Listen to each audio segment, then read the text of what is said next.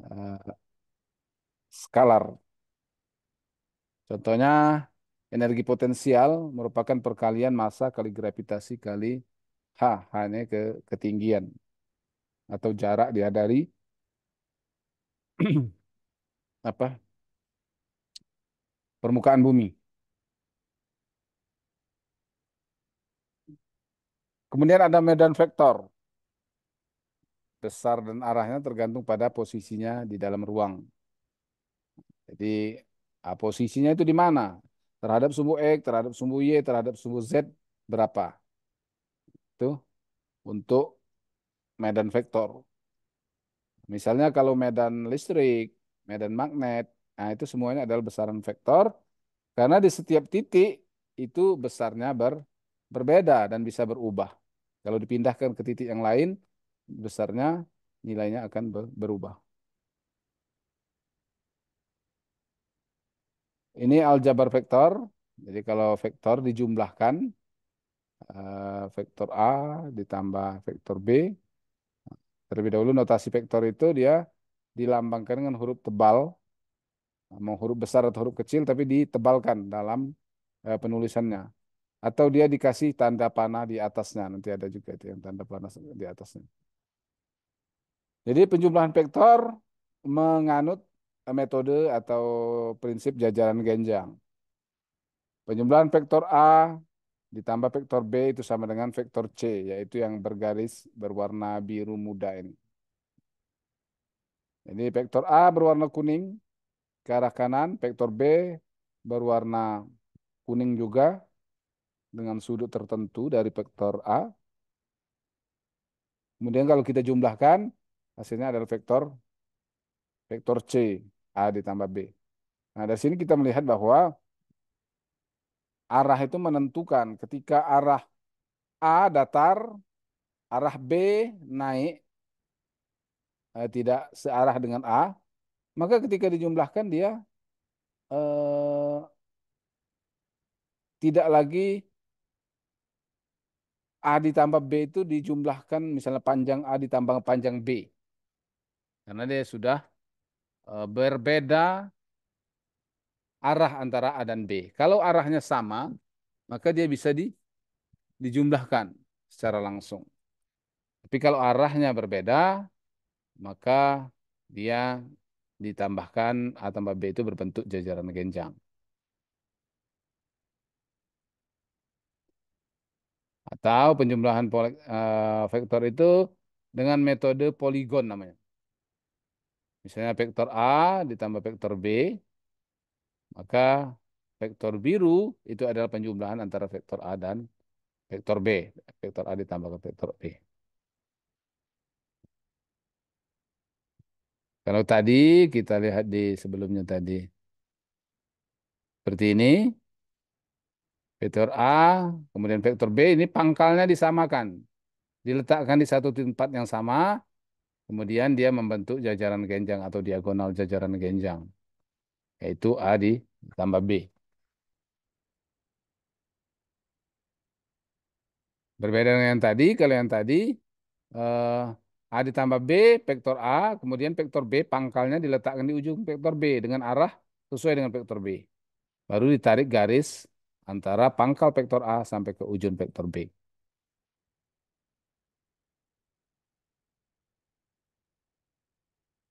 Kemudian pengurangan vektor.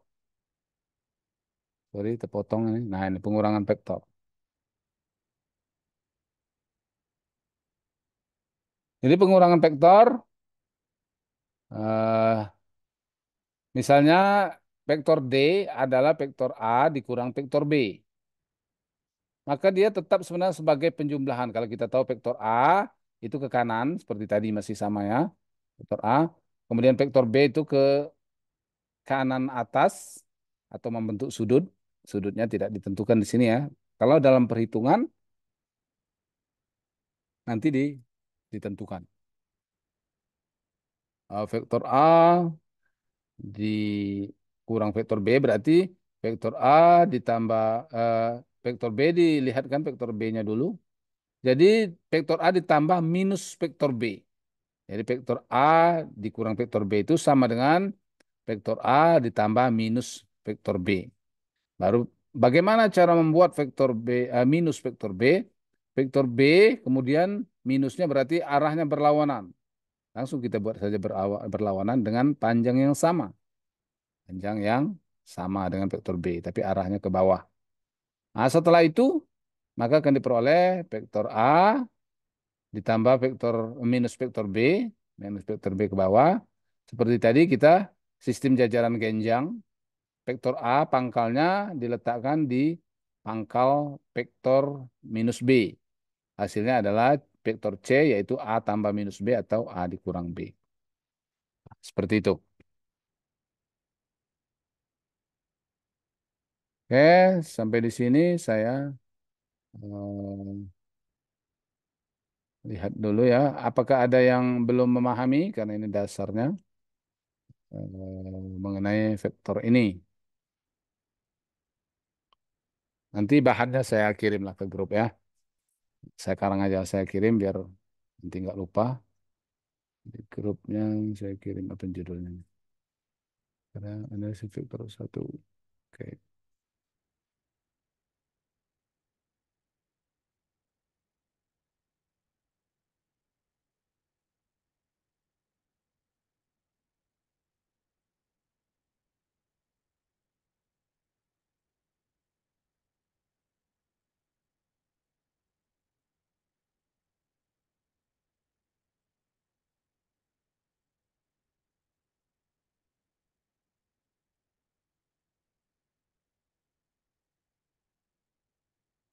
Oke, adik-adik, ada yang belum ngerti nggak? Kalau belum ngerti, tanyakan aja.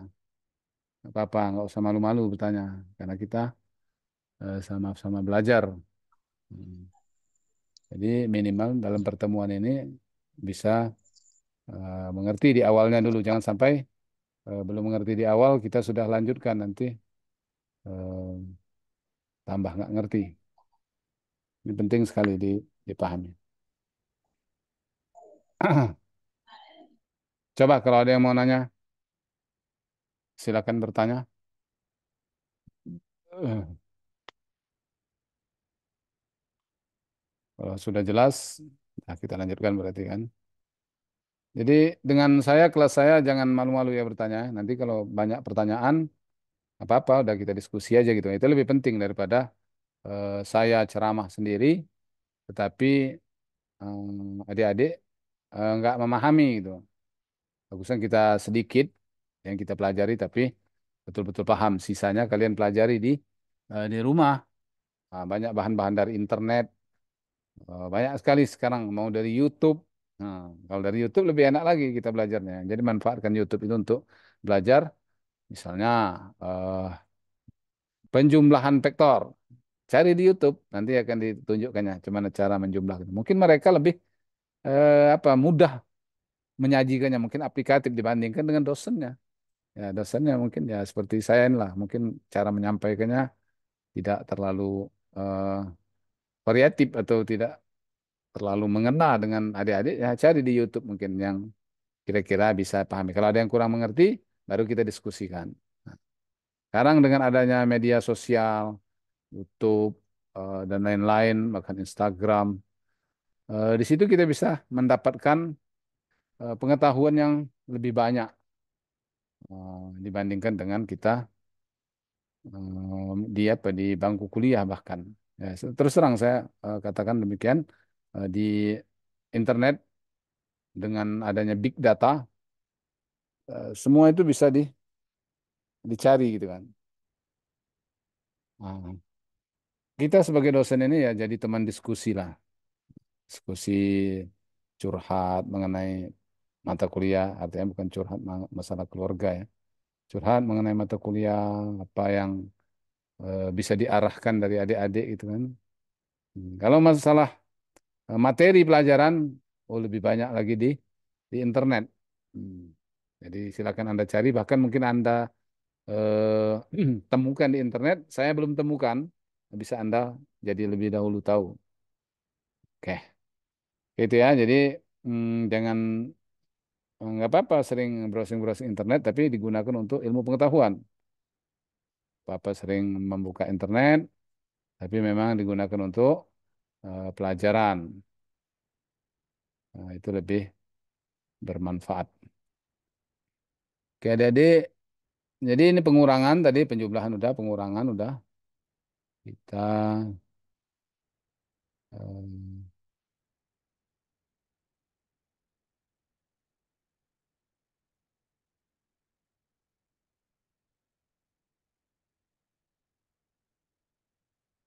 ini juga tadi penggambaran pengurangan.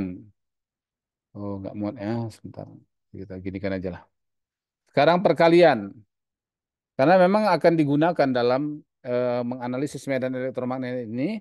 Ada nanti vektor yang dijumlahkan, misalnya eh, pengaruh dua medan listrik pada suatu titik. Nah, katakanlah ada dua, kalau nggak medan listrik, magnet lah. Ada dua magnet diletakkan, kemudian ada satu besi atau apa, katakanlah penghantar di satu tempat yang lain. Maka kita mau menghitung berapa pengaruh magnet yang satu, medan magnet satu dengan yang kedua. Magnet satu membuat medan magnet satu, magnet dua membuat medan magnet dua. Barulah kita mau jumlahkan pengaruhnya terhadap eh, suatu benda yang ada di sekitar magnet tersebut. Maka kita nanti akan jumlahkan misalnya. Jumlahkan karena apa? Karena masing-masing medan magnet itu mempengaruhi daripada eh, titik tadi atau benda yang kita letakkan tadi. Nah, baru kita jumlahkan. Ada juga perkalian. Perkalian ada dua, perkalian titik sama perkalian silang atau perkalian cross. Ini perkalian titik atau dot product. Perkalian titik dua buah vektor akan menghasilkan besaran skalar. Nah, ini maknanya bahwa kalau ada dua buah vektor, kemudian dikalikan, besarnya itu akan menjadi besaran skalar atau tetap ya. Karena kalau dia dari vektor menjadi skalar berarti dia sudah tetap besarnya. Nah, mau diletakkan dimanapun dia besarnya akan tetap. Kalau perkalian titik. Perkalian titik vektor A dot vektor B itu sama dengan besar vektor A dikali besar vektor B.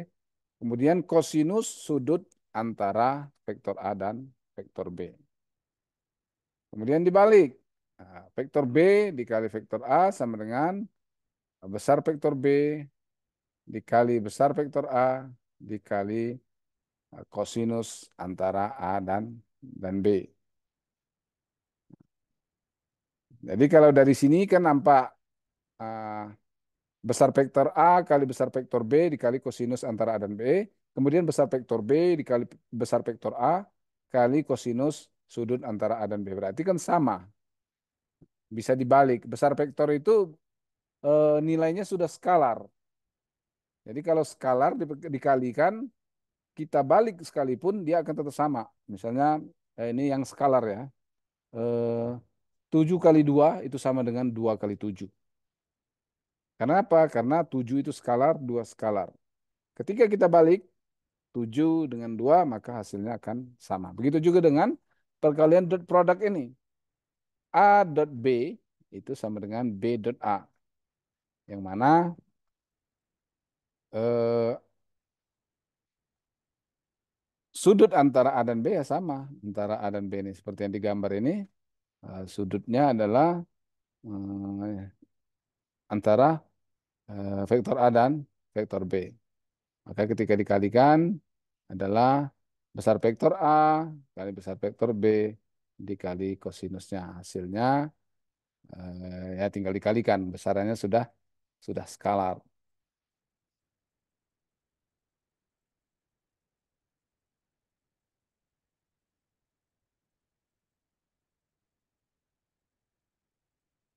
Kemudian setelah perkalian titik atau dot product ada perkalian silang atau cross product namanya.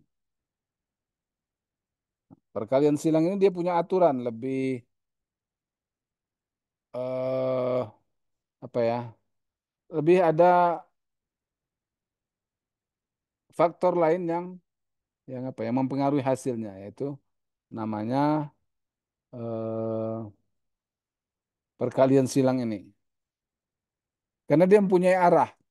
Perkalian silang dari vektor hasilnya adalah vektor. Tadi perkalian cross atau sorry, perkalian dot atau dot produk dari vektor itu hasilnya adalah skalar. Kalau ini perkalian silang itu hasilnya adalah vektor. Misalnya di sini kan A dikalikan B, sorry, A cross B. Mana vektor A? Vektor A ini, vektor A. Kemudian vektor B-nya yang datar, yang warna biru ini. Kemudian kalau kita crosskan, hasilnya itu kemana? Kalau tadi kan perkaliannya itu hasilnya seperti yang tadi. Nah, hasilnya adalah yang warna merah ini. Warna merah ini. Dan itu hasilnya skalar. Nah, kalau yang perkalian cross, hasilnya adalah vektor satuan, AN, vektor satuan yang tegak lurus pada bidang yang dibentuk oleh vektor A dan B. Arahnya sesuai dengan aturan ulir tangan kanan atau aturan mengencangi ulir gitu ya. Jadi makanya dia nanti akan berbeda antara A cross B dan B cross A. Jadi kalau kita lihat di sini eh, vektor A dikalikan vektor B cross vektor B hasilnya itu vektor yang bawah ini yang warna merah A cross B. Karena aturannya seperti eh, skrup tadi. Bisa nggak? Nah, seperti skrup. Jadi dia arahnya dari kiri ke kanan. A kali B, kalau kita mutar skrup itu dari kiri ke kanan, maka hasilnya adalah yang warna merah ini. Kenapa dia tegak lurusnya terhadap bidang yang dibentuk oleh A dan B. Jadi bidang yang dibentuk oleh A dan B itu, ini dia bidangnya kan. Nah, maka hasilnya tegak lurus dengan bidang itu. Jadi kan ya bidang lah, kalau kita ada bidang ini, dia tegak lurus dengan bidang ini. Jadi kita hubungkan caranya vektor A dan vektor B itu kita garis, kita arsir, baru dia tegak lurus dengan bidang yang dibentuk. Jadi kan antara A dan B itu kan membentuk bidang. Kalau kita gariskan, kita hubungkan dengan garis-garis yang banyak, maka dia akan membentuk bidang. Nah, hasil perkaliannya itu harus tegak lurus dengan bidang, arahnya bukan ke atas. Kan tegak lurus itu ada dua, ada yang ke arah bawah dan ada ke arah atas. Nah, untuk perkalian A cross B itu arahnya ke bawah. Karena sesuai dengan putaran skrup tadi. Jadi arah mutarnya itu dari A, dari yang pertama ke yang ini yang A ke sorry ini A yang B. Jadi kita mulai mutarnya itu dari A ke arah B. Kalau B cross A berarti dari B kita putar seperti mutar ngencengi skrup atau baut. Kita putar dari B ke A maka dia arahnya ke atas. Itu arah vektor hasil perkaliannya. Sementara rumusnya eh, A cross B itu sama dengan besar vektor A kali besar vektor B sinus antara vektor AB atau bidang AB ya, sudut antara bidang AB dan ini normalnya. Sering disebutkan nanti kata normalnya. Normal itu artinya tegak lurus terhadap bidang. Misalnya normal terhadap meja, berarti dia tegak lurus dengan meja. Itu namanya normal. Jadi mungkin banyak nanti istilah-istilah seperti itu, maka kita harus pahami.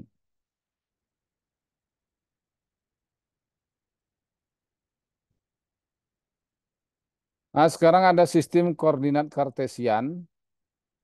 Eh, jadi sistem koordinat kartesian itu, hmm, bentar cuman ini menghapusnya nih ya.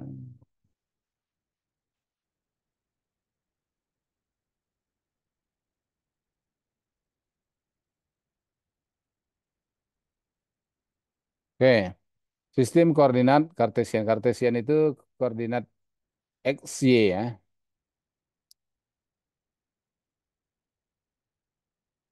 X, Y, dan Z. Nah, kalau tiga dimensi X, Y, dan Z dinyatakan dengan tiga buah koordinat X, Y, dan Z. Misalnya P sama dengan X, Y, Z ini P ya. Bentar, ini biar kita tulis dulu. Ini titik P itu ini dia. Kemudian titik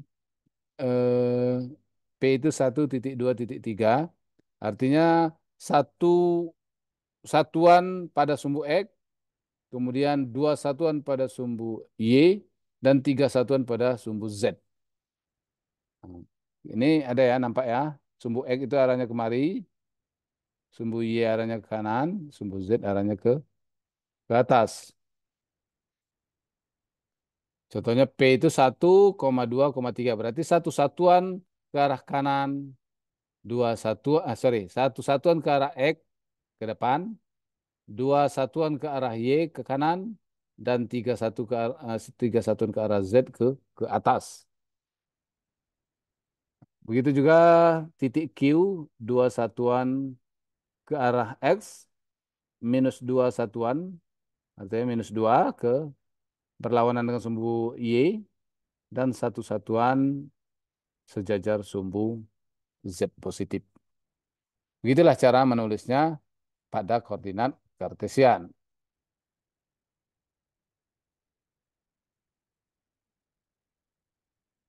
Kemudian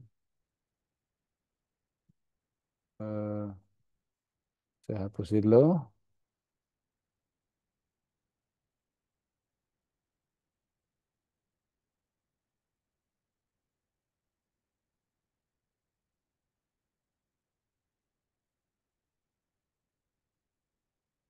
Jadi dinyatakan pada koordinat kartesian ini dengan tiga buah vektor, yaitu AX, AY, dan AZ.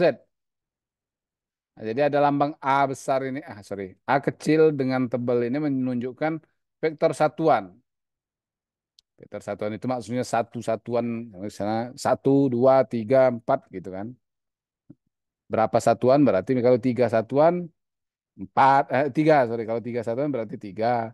Kalau 3,5 satuan berarti ya 3,5 gitu maksudnya A, X, AY, dan AZ ini vektor satuan dengan arah X, Y, dan Z. Kemudian R-nya adalah atau jari-jarinya adalah X tambah Y tambah Z. Sini penjumlahan-penjumlahan vektor ya, bukan penjumlahan skalar, artinya panjangnya tidak bisa langsung jumlahkan. Yaitu R sama dengan X kali AX tambah Y kali AY tambah Z kali AZ.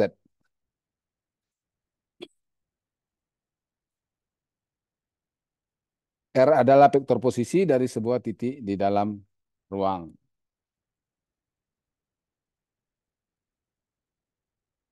Nah, misalnya ini vektor posisi ya, RP, artinya RP itu adalah R pada posisi P, titik P pada R-nya, pada R-nya.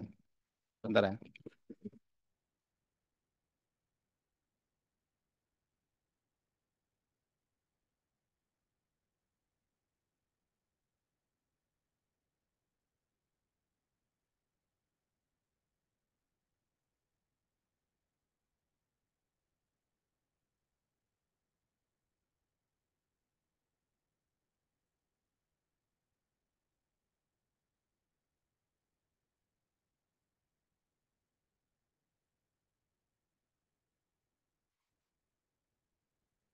Oke, adik-adik, karena ini posisinya waktu Zoom kita, Zoom gratisnya sudah hampir habis.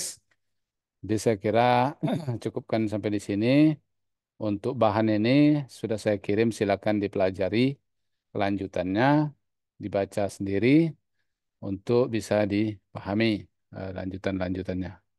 Jadi bisa dipelajari sih sebenarnya kalau dibaca sendiri di rumah pelan-pelan. Nanti kalau ada yang kurang mengerti sampai slide 25 ini. Ada soal-soalnya juga, contoh soalnya. Kalau ada yang kurang mengerti nanti bisa didiskusikan atau ditanyakan. Oke, terima kasih ya untuk pertemuan malam ini. Saya kira cukup sampai sekian. Saya screenshot dulu untuk absensi kehadiran kita.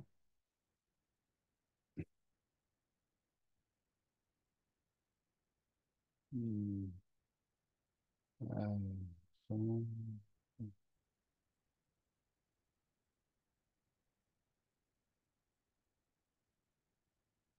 Nah, ya, jadi terima kasih atas perhatiannya. Mohon maaf atas segala kekurangan saya dalam penyampaian. Saya akhirin ucapan. Wabillahi taufiq wal hidayah. Wassalamualaikum warahmatullahi wabarakatuh. Selamat malam. Waalaikumsalam Waalaikumsalam warahmatullahi warahmatullahi wabarakatuh. wabarakatuh. Nah, ya izin ya, Lip ya.